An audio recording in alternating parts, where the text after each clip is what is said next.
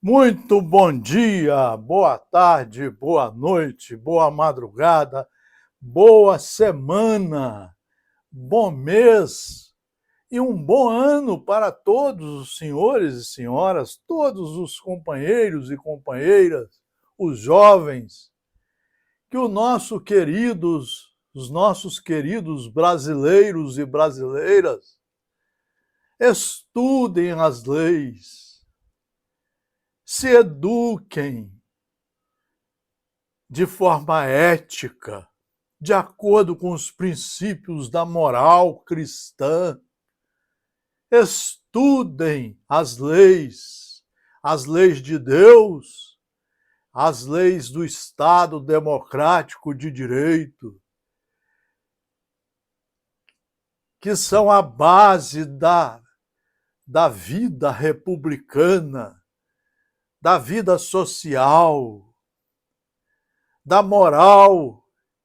e da civilidade,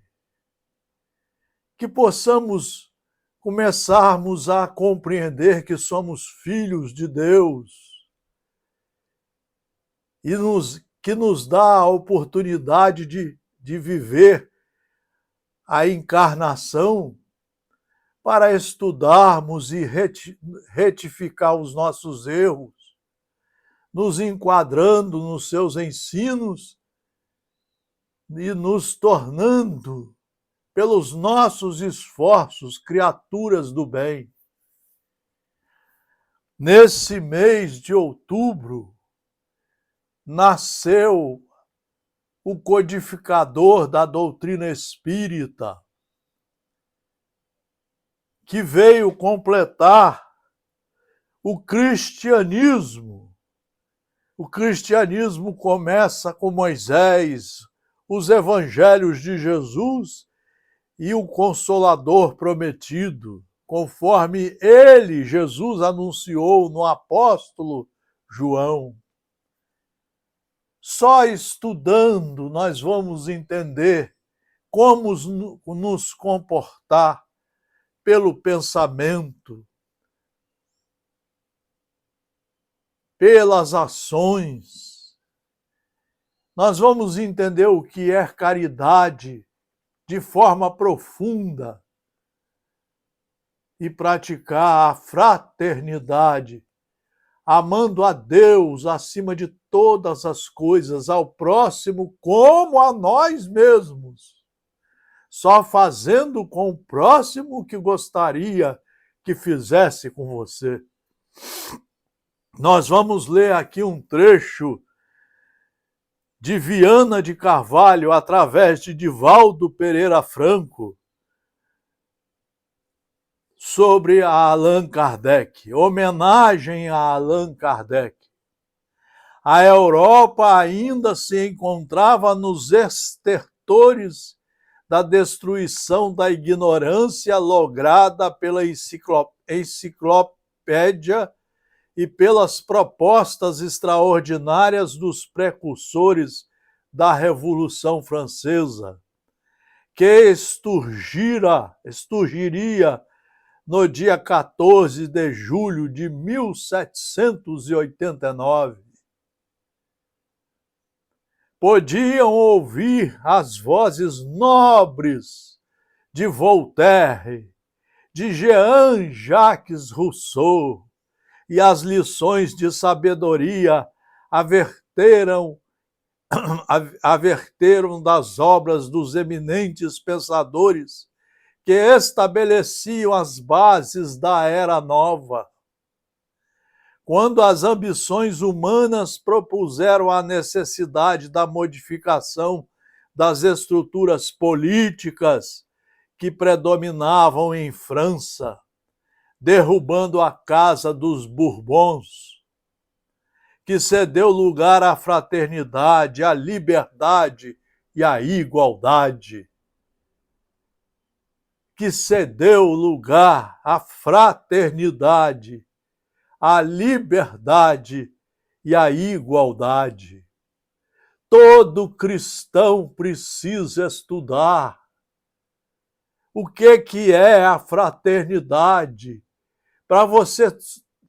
utilizar da fraternidade com os seus irmãos, você precisa saber os limites da sua liberdade para não fazer mal a ninguém. Precisa se colocar todos iguais perante as leis,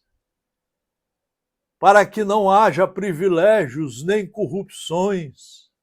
e todos lutem pelos direitos fundamentais que são direitos de todos. Inscrevendo no mare magno das paixões os direitos humanos que ainda permanecem desrespeitados. Hoje ainda os direitos humanos são desrespeitados em nações e países como o Brasil, Israel com seus vizinhos. Nós temos mais de 20 guerras hoje em andamento num planeta. Nós precisamos aprender a transformar o nosso planeta Terra no planeta do Evangelho de Jesus, das leis de Deus.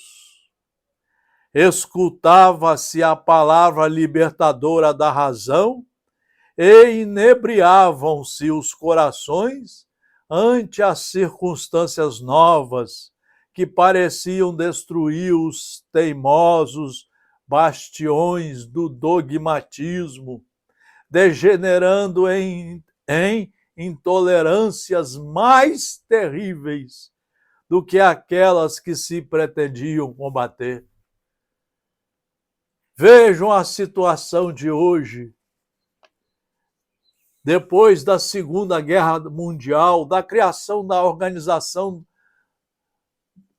das Nações Unidas, dos Estados Americanos, para nós vivermos em paz, nós só vivemos em guerras. A corrupção está solta, a ignorância cada vez maior, mesmo naqueles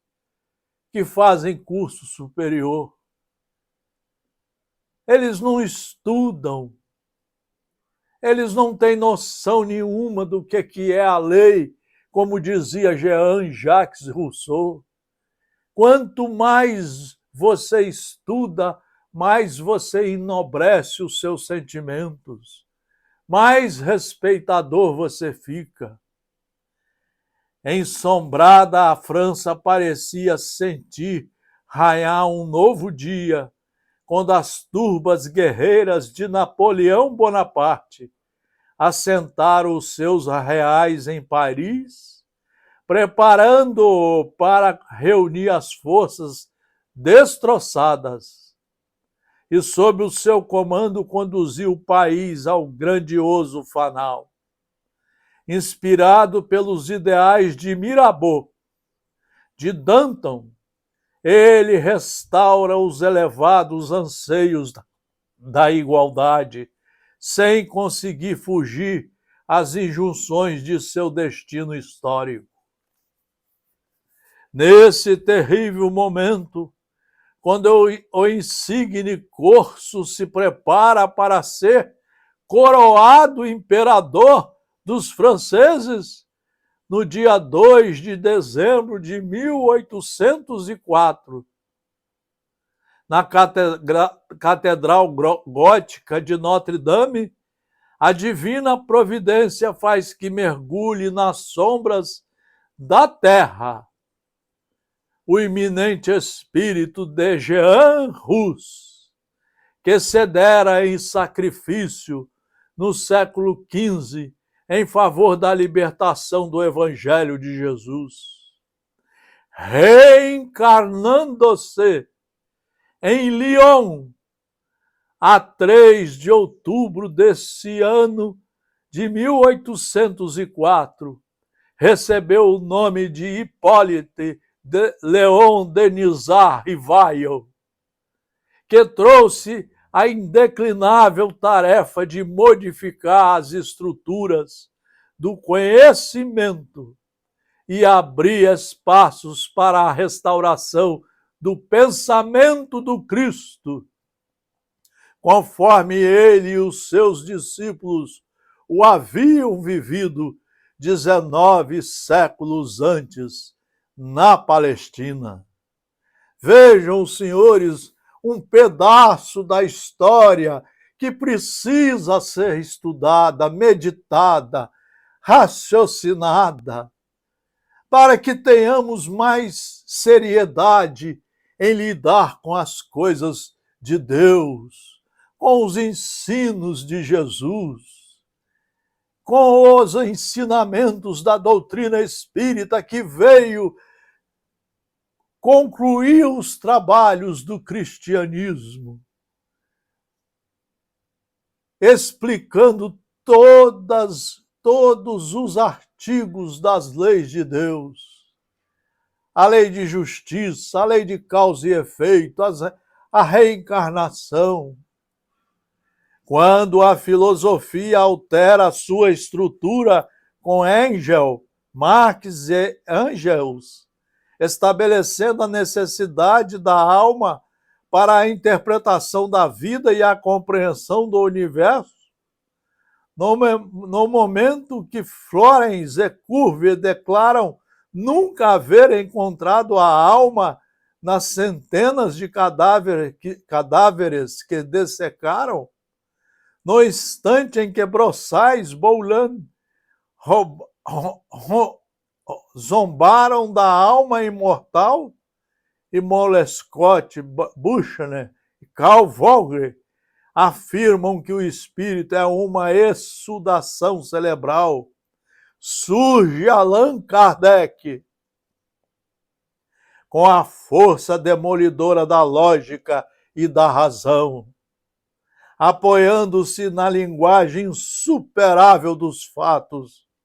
para afirmar a causalidade do universo, a pré-existência da alma ao corpo e a sua sobrevivência ao túmulo, apresentando uma ciência ímpar, resultado de laborioso trabalho de investigação fundamentada na experiência em que resistirá ao pessimismo, à perseguição e ao descrédito, fazendo renascer uma filosofia comportamental superior. O professor Rivail, agora sob o pseudônimo de Allan Kardec, propõe em O Livro dos Espíritos uma ética nobre e fornece as respostas para os graves problemas da humanidade, que não foram solucionados nem equacionados por Édipo, concebido na tragédia de Sófocles, interpretando a Esfinge, propondo para a humanidade uma segura diretriz filosófica. Allan Kardec restaura o Evangelho de Jesus. Allan Kardec restaura o Evangelho de Jesus, que permanecia encarcerado no dogmatismo e asfixiado nos tecidos sombrios da intolerância como da superstição. A doutrina espírita chega, meus senhores e minhas senhoras, meus amigos, minhas amigas, meus jovens, de todas as religiões, de todas as profissões, estudem, estudem. A doutrina espírita chega para iluminar as consciências humanas e propor uma revolução de amor nos corações, estabelecendo comportamentos de felicidade quando a esperança já havia abandonado as vidas. A morte bate então em retirada, cedendo lugar à vida, que canta um hino de imortalidade, adornando as experiências humanas que se engrandecem e se eternizam em bênçãos de consolação e paz. Se estudado de 1 hora, de 1 a 4 horas, todo dia, no Colégio do Cristo, e praticando, aprendendo a praticar as 20 horas restantes, fazendo todos os trabalhos para as retificações e a definitiva entrada nas leis de Deus.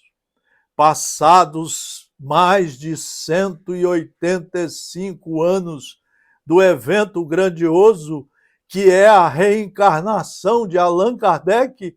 a humanidade contempla no Espiritismo os ideais de um mundo novo,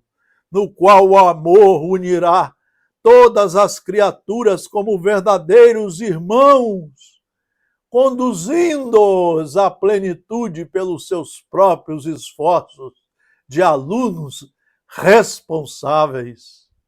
Os avanços da ciência e da tecnologia contemporânea não conseguiram alterar a estrutura da doutrina que os ilumina,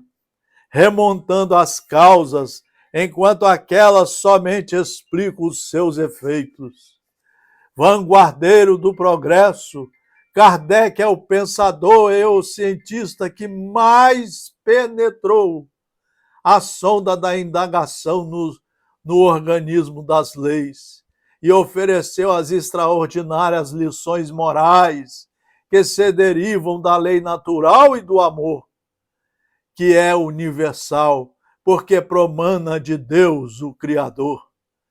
É isso que nós precisamos aprender a comemorar nesse mês maravilhoso de outubro, o nascimento de Allan Kardec,